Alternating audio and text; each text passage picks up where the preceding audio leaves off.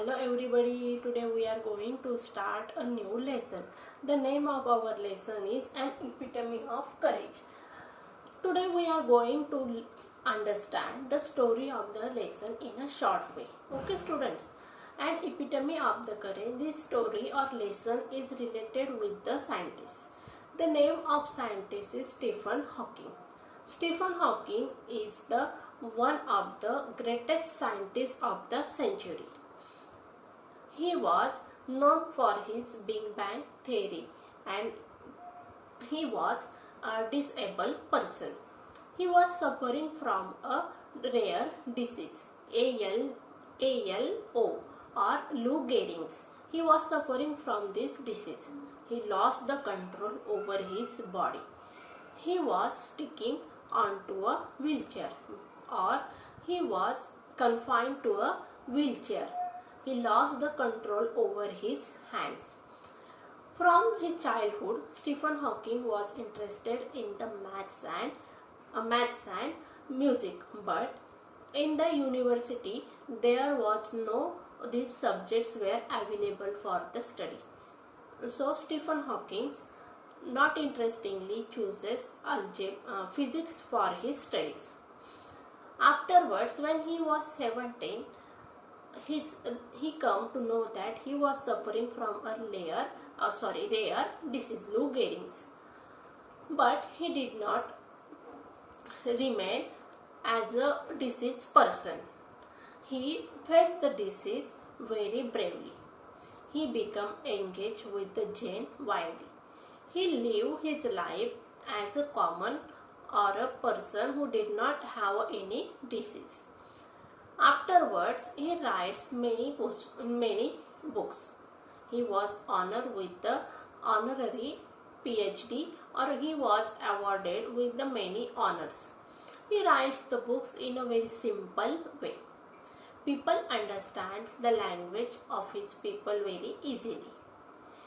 Stephen Hawking learns or studies the origin of the universe and the changes which came into the universe. Big Bang theory he also learned. Afterwards, Stephen Hawking was the member of the Honorary Scientific Society. Though he was facing various kinds of disease which is very rare, but still he faced the disease very rarely. He knows that he can't do many things, but the things which he can do, he do it very well. And he is an example of the person who can suffer from a very rare disease. Still he faces that disease and he enjoy his life and also do something invention for this universe.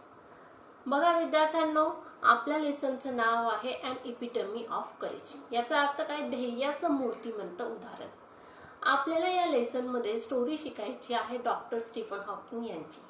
Stephen Hawking हे आजचे जे present century आहे त्या century मधले एक नावाजलेले असे scientist होऊन गेलेले आहेत. स्टीफन हॉकिंग हे बघा, त्यांना जन्मतः आजार नव्हता, पण वयाच्या 17व्या वर्षी त्यांना लू गेहरिग्स हा एक दुर्लभ असा आजार त्यांना झाला. त्या आजारामुळे त्यांच्या चेतासंस्थेवर परिणाम झाला. शरीरावरचं त्यांचं नियंत्रण, मज्जासंस्था किंवा त्यांचे जे मसल्स आहेत शरीराचे ते कमकुवत पडू लागले. मग त्यानंतर ते किती वर्ष ते व्हीलचेअरवर खेळून होते. आता ज्यावेळेस डॉक्टर स्टीफन यांना आपल्या आजाराबद्दलची माहिती कळलेली आहे त्यावेळेस त्यांनी त्या आजाराला सामोरं न जाता किंवा त्यांनी आजाराला फेस केलं, पण ॲज अ कॉमन पर्सन मी आजारी आहे असा उहापोह न करता त्यांचं जे सर्वसामान्य आयुष्य होतं ते आयुष्य त्यांनी व्यवस्थित जगलेलं आहे.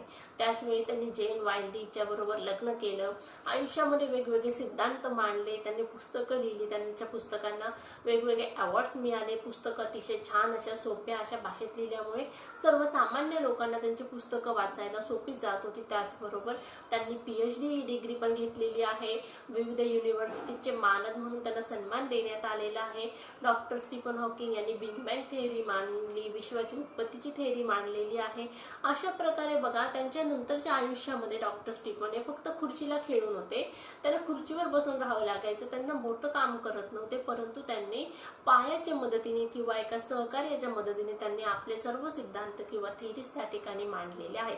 म्हणजे शेवटपर्यंत मी आजारी आहे किंवा मला आजार झालेला आहे त्यामुळे मी हे करू शकत नाही, मी ते करू शकत नाही, अशा प्रकारे न रडता आयुष्याला ते सामोरे गेलेले आहे आणि त्यांनी त्यांचं आयुष्य सत्कर्मी लावलं. त्या ठिकाणी त्यांनी या विश्वासाठी, या संपूर्ण जगासाठी वैज्ञानिक असे वेगवेगळे दृष्टिकोन मांडलेले आहेत, सिद्धांत मांडलेले आहेत आणि आपलं आयुष्य त्यांनी अतिशय निडरपणे जगलेले आहे. अशा प्रकारे मग ध्येयाचं एक मूर्तिमंत उदाहरण आपल्या समोर आहे. या लेसन मधून आपल्याला एक गोष्ट मॉरल असं शिकायला मिळतं विद्यार्थ्यांना, आयुष्यामध्ये प्रॉब्लेम सगळ्यांना असतात, प्रॉब्लेम शिवाय आयुष्य नसतं, परंतु या प्रॉब्लेम्सला कसं फेस करायचं, कसं हँडल करायचं ही जबाबदारी त्या व्यक्तीवर अवलंबून असते. आता काही व्यक्ती काय करतात, आयुष्यामध्ये येणारे प्रॉब्लेम त्यांचा उहापोह करतात. अरे बापरे, मला तर दिसतच नाही, मला तर ऐकूच येत नाही, मला तर गणितच जमत नाही, मला वाचताच येत नाही. अशा प्रकारे छोटे छोटे जे प्रॉब्लेम्स आहेत त्यांचं जर आपण मोठ्या प्रमाणात क्रिएट केले तर ते छोटे प्रॉब्लेम मोठे होतात आणि मग आपण आपल्या स्वतःमध्येच आपल्याला कमकुवतपणा किंवा आपल्याला एक गोष्ट येत नाही किंवा हे येत नाही अशी भावना निर्माण होते. मग या ठिकाणी स्टीफन हॉकिंग शारीरिकदृष्ट्या त्यांच्यामध्ये कितीतरी प्रॉब्लेम्स होते, परंतु त्यांनी त्या प्रॉब्लेम्सचा उहापोह केला नाही किंवा त्या प्रॉब्लेम्सचं त्यांनी क्रिएशन केलेलं नाहीये किंवा मोठे मोठे असे मला अमुक होतं, मला तमुक होतं असं न करता त्यांना जे आयुष्य देवाने दिलेलं होतं त्या आयुष्याचा त्यांनी सदुपयोग केला. कोणासाठी? स्वतःसाठी तर केलाच, त्याचबरोबर या विश्वासाठी त्यांनी काहीतरी करून गेलेले आहेत आणि त्यांचं ज्वलंत असं मूर्तिमंत उदाहरण आपल्या समोर आहे. म्हणूनच आपल्या या लेसनला नाव काय दिलेलं आहे, अन इपिटमी ऑफ करेज. बरं, मग विद्यार्थ्यांना तुम्हाला या लेसनची समरी समजलीच असेल. चला तर मग आता आपल्याला काय करायचं आहे, लेसन लाईन बाय लाईन समजून घ्यायचं आहे. प्रत्येकाने टेक्स्टबुक ओपन करायचं आहे.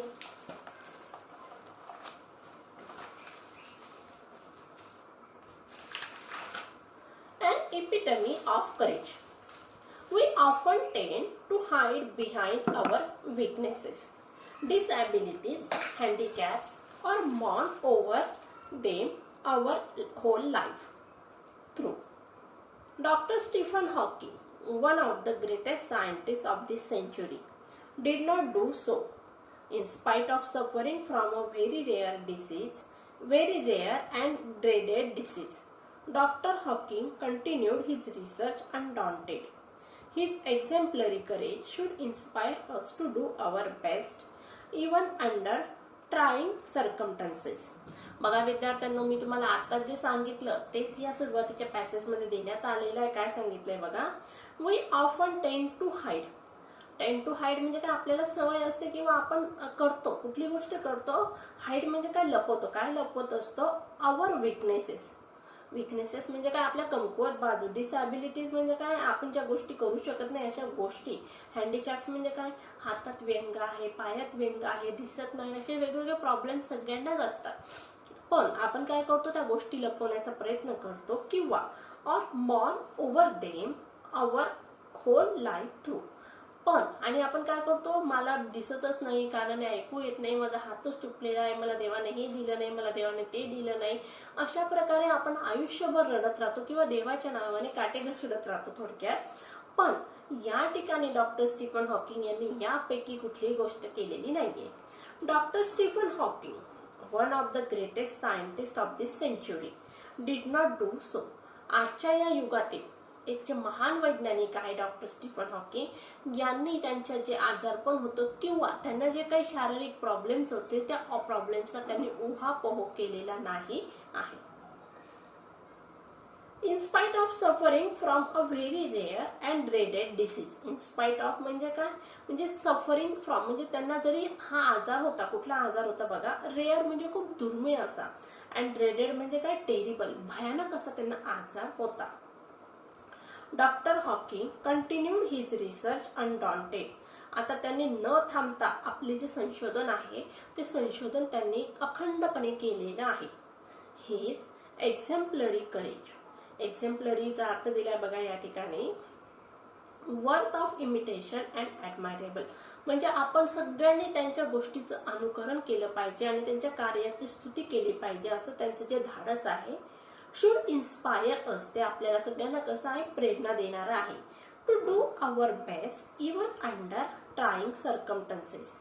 आपण सुद्धा ट्राईंग म्हणजे काय, किती पण हार्ड किंवा डिफिकल्ट सिच्युएशन आली तरी त्या सिच्युएशनमध्ये आपण काय करायचं आहे, त्या प्रसंगाला फेस करायचं आहे, रडत बसायचं नाही, तर प्रसंगाला सामोरे जायचं आहे, असा मेसेज या ठिकाणी रायटरने आपल्याला देण्याचा प्रयत्न केलेला आहे. म्हणजेच या ठिकाणी रायटरचं हे जे पहिलं स्पीच आहे ते इन्स्पायरेशनल आहे. या ठिकाणी आपल्याला म्हणजे प्रत्येकाला आयुष्यात काही ना काही प्रॉब्लेम असतात, फिजिकल डिसॅबिलिटीज असतात. आपण काय करतो, सर्वसामान्य माणूस ते आपले जे प्रॉब्लेम्स आहेत त्या प्रॉब्लेम फक्त रडत बसतो.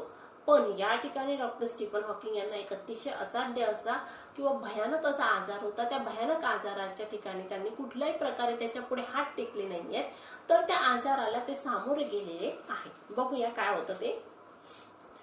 Exactly 300 years after the death of great scientist Galileo, Dr. Stephen Hawking was born in Oxford, London on the 18th day of January 1942. Little did his parents know that one day their little boy would be hailed as one of the greatest scientists of this century. काय सांगितलंय बघूया. Exactly 300 years after the death of great scientist Galileo, म्हणजे अगदी बरोबर 300 वर्षानंतर. कधी बघा, Galileo हे महान वैज्ञानिक होते, त्यांच्या मृत्यूनंतर बरोबर 300 वर्षांनी काय झालेलं आहे, डॉक्टर स्टीफन हॉकिंग यांचा जन्म झालेला आहे. कुठं झाला बघा त्यांचा जन्म, ऑक्सफर्डमध्ये, लंडन या शहरातील ऑक्सफर्ड या ठिकाणी डॉक्टर स्टीफन हॉकिंग यांचा जन्म झालेला आहे. तारीख काय दिली बघा, 8th day of January 1942. जानेवारी महिन्यामध्ये साल आहे 1942. या दिवशी त्यांचा जन्म झालेला आहे. Little did his parents know that one day their little boy would be hailed as one of the greatest scientists of this century. बघा काय सांगितलंय, लिटिल डिड म्हणजे त्यांच्या पालकांना थोडीही कल्पना नव्हती. आता जन्मतः कुठल्याही पॅरेंट्सला वाटत असतं का, किंवा बघा प्रत्येक पॅरेंट्सला विश्वास असतो किंवा त्यांना कौतुक असतं, माझा मुलगा हे बनणार ते बनणार. आपण ठरवत असतो की माझ्या मुलाने डॉक्टर बनावं, इंजिनियर बनावं. पण या ठिकाणी बघा, कुठल्याही पालकाला जन्मतः वाटणार आहे का की माझा मुलगा बापरे भविष्यातील एक महान वैज्ञानिक होणार आहे? नाही. तर या ठिकाणी little did his parents know that म्हणजे त्यांच्या पॅरेंट्सला थोडीही कल्पना नव्हती. One day their little boy would be help म्हणजे काय, अक्लेम. म्हणजे या ठिकाणी आपला मुलगा भविष्यामध्ये एवढी प्रसिद्धी मिळवणार आहे, one of the greatest scientist of this century, या शतकातील एक महत्वाचा किंवा एक महान असा वैज्ञानिक म्हणून त्याचं नाव प्रसिद्ध होणार आहे, याची पुसटशी सुद्धा कल्पना डॉक्टर स्टीफन हॉकिंग यांच्या पॅरेंट्सला नव्हती. Neither could anybody imagine that his mind would soar up into space like light.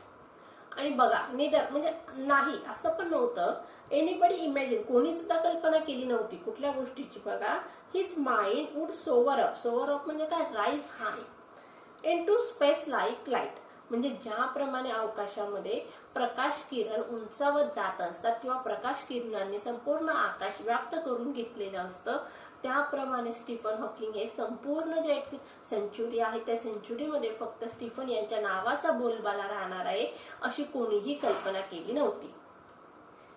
More importantly, none could predict that he would be the very epitome of courage. आणि महत्वाचं काय आहे बघा, none could predict म्हणजे का, कोणीही असं भविष्य वर्तवलेलं नव्हतं कुठल्या गोष्टीचं. बघा, that he would be the very epitome of courage. इपिटमी म्हणजे काय, अ फाईन एक्झाम्पल ऑफ समथिंग म्हणजे त्यांचं एक मूर्तिमंत किंवा ज्वलंत असं आदर्श उदाहरण हे संपूर्ण जगासाठी राहणार आहे अशी कोणीही कल्पना केलेली नव्हती. बघा, या ठिकाणी दुसऱ्या पॅसेजमध्ये काय सांगितलंय रायटरने, स्टीफन हॉकिंग यांचा जन्म कधी झाला, गॅलिलिओ यांच्या जन्मानंतर 300 वर्षांनी बरोबर झालेला आहे. जानेवारी महिन्यात ऑक्सफर्ड या ठिकाणी स्टीफन हॉकिंग यांचा जन्म झालेला आहे. आणि त्यांच्या पॅरेंट्सने अजिबात कल्पना नव्हती की आपलं हे जे बाळ आहे ते भविष्यामध्ये एक महान वैज्ञानिक म्हणून गणलं जाणार आहे, किंवा आजूबाजूचं कोणीही अशी कल्पना केली नव्हती की हा जो छोटा बाळ आहे हे बाळ या सेंचुरी मधील एक महान असं वैज्ञानिक म्हणून सगळ्यांना ओळखीचं किंवा परिचयाचं राहणार आहे. चला बघूया next passage. Courage is a wonderful thing.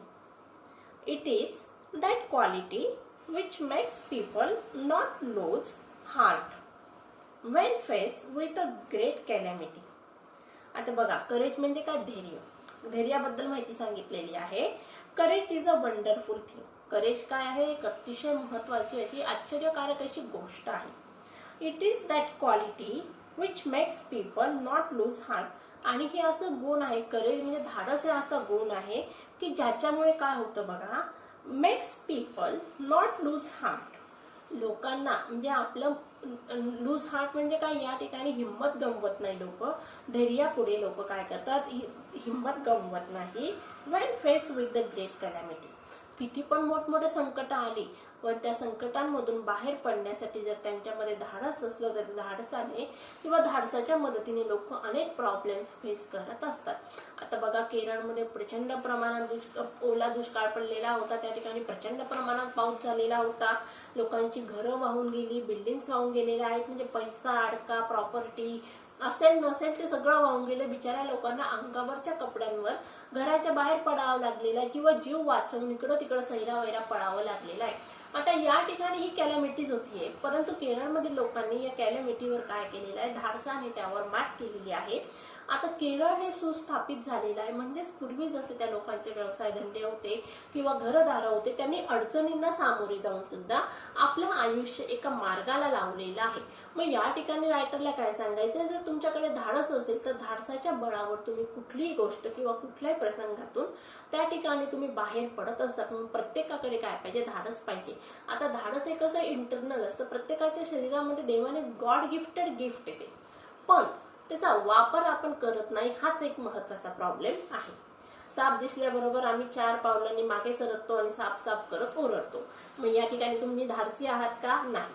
आता या ठिकाणी बघा, धाडसी असणं म्हणजे नको त्या संकटाला आमंत्रण देणं असं पण माझं म्हणणं नाहीये, परंतु येणारा जो प्रसंग आहे त्या प्रसंगाला तुम्हाला सगळ्यांनी धाडसाने तो प्रसंगामधून निभावून जाण्याची शक्ती आपल्यामध्ये पाहिजे.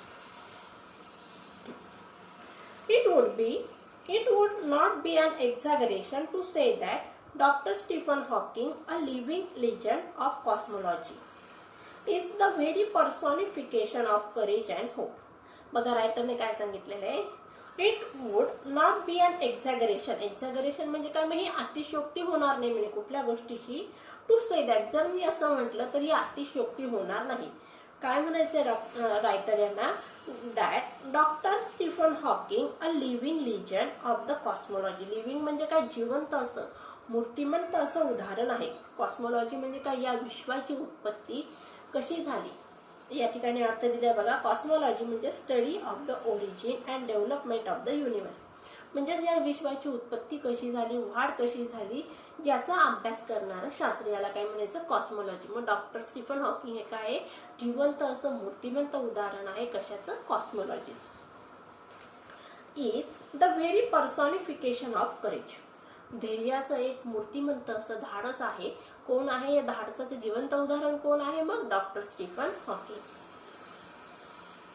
And hope, except his mind, his whole body is bound to a wheelchair. आता बघा, डॉक्टर स्टीफन हॉकिंग यांना आजार झाले, तर एक दुर्धर आजार झालेला होता. त्या आजारामुळे त्यांना व्हीलचेअरवर टिकून राहावं लागलं होतं किंवा व्हीलचेअरची मदत घ्यावी लागलेली होती. एक्सेप्ट हिज माइंड म्हणजे त्यांचं मन सोडून, his whole body is bound to a wheelchair म्हणजे ते संपूर्ण शरीराने किंवा त्यांना व्हीलचेअरवर त्यांना बसावं लागत होतं, पण त्यांचं माइंड कसं होतं, स्वतंत्र होतं, निडर होतं. Thanks to a quick of fate. Quick of fate म्हणजे या ठिकाणी बघा, अनएक्सपेक्टेड चेंज ऑफ डेस्टिनी म्हणजे नशिबाचा खेळ. क्विक ऑफ फेट म्हणजे काय, नशिबाचा खेळ. आता या ठिकाणी नशिबाने डॉक्टर स्टीफन यांच्या आयुष्यामध्ये काय वाढून ठेवलेलं होतं याची डॉक्टर स्टीफन यांना अजिबात कल्पना नव्हती. Yet he is one of the greatest scientist of this century. असं असून सुद्धा म्हणजे नशिबाने डॉक्टर स्टीफन यांच्या आयुष्यामध्ये मोठमोठे प्रॉब्लेम्स क्रिएट केलेले असून सुद्धा डॉक्टर स्टीफन हे काय आहेत, one of the greatest scientist of this century. आजच्या या युगातील एक महत्त्वाचे असे सायंटिस्ट म्हणून डॉक्टर स्टीफन हॉकिंग यांच्या नावाचा उल्लेख केला जातो. अशा प्रकारे विद्यार्थ्यांनो बघा, आज आपण काय केलेलं आहे, doctor an epitome of courage या लेसनची स्टार्टिंग बघितलेली आहे. सुरुवातीला मी तुम्हाला या लेसनची समरी सांगितली आणि पहिल्या हे जे 3 पॅसेज आपण शिकलो त्यामध्ये रायटरने आपल्याला जनरल इन्फॉर्मेशन दिलेली आहे, पण ती इन्स्पायरेशनल इन्फॉर्मेशन आहे. रायटरने काय सांगितलेलं आहे, आपल्याला सगळ्यांना म्हणजे देवाने कोणाला काहीतरी प्लस दिलेला आहे, कोणाला काहीतरी मायनस दिलेलं आहे. आता ज्या प्लस गोष्टी आहेत त्या प्लस गोष्टींना काय करायचं, आपल्याला अजून प्लस करायचं आहे. तर मायनस गोष्टी आहेत त्या मायनस गोष्टी आपल्याला काय करायच्या, थोड्या असाईड ठेवायच्या, बाजूला करायच्या आहेत आणि प्लस गोष्टींना अजून वाढवत जायचं आहे. ज्याप्रमाणे बँकेमध्ये व्याजावर व्याज वाढत जात असं त्याप्रमाणे आपल्याला आपल्या आयुष्यातील जे पॉझिटिव्ह थिंग्स आहेत त्या पॉझिटिव्ह गोष्टींना डेव्हलप करायचं, त्यांना गुणाकाराने वाढवत जायचं आहे. आणि त्यामुळे मग आपलं आयुष्य बघा किती छान होणार आहे असं या ठिकाणी रायटरला सांगायचं आहे. तर रायटरने या ठिकाणी स्टीफन यांचं उदाहरण दिलेलं आहे. स्टीफन यांना खूप प्रॉब्लेम्स होते, त्यांचं आयुष्य एका व्हीलचेअरवर खिळून राहिलेलं होतं, परंतु त्यांनी त्या ठिकाणी त्यांच्या प्रॉब्लेम्सचा उहापोह केला नाही. डॉक्टर स्टीफन यांचा जन्म गॅलिलिओ यांच्या जन्मानंतर 300 वर्षांनी झाला. ऑक्सफर्ड या ठिकाणी डॉक्टर स्टीफन यांचा जन्म झालेला आहे. आता जन्मतः कोणत्याही पॅरेंट्सला वाटतं का की आपला मुलगा नाव कमवणार आहे, असं नाही.